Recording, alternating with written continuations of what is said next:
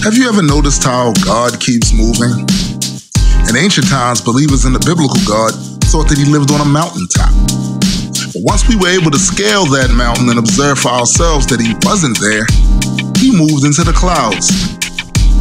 But once we were able to fly, well, let's just say it got a little bit more complicated pinning down his residence. Because it seemed that he had many homes. Some believers would assert that he lives in the human heart. But see, the heart has been mapped, opened up, and thoroughly observed. Guess what? He wasn't there. And then it got really silly because the believers in the biblical God began to assert that he is everywhere, at once.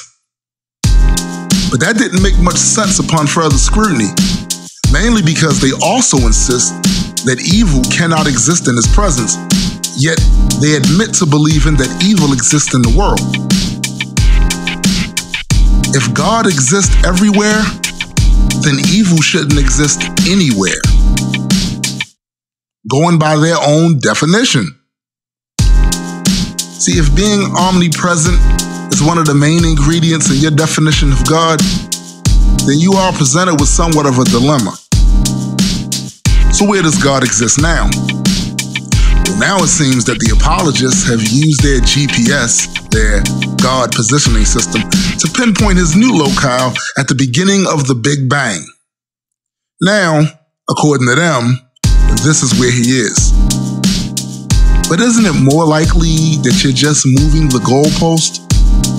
At this point, you have very nearly moved him out of our reality. Now, to me, that means that one more step, and you've almost got it. Because outside of our reality would mean that he's not real.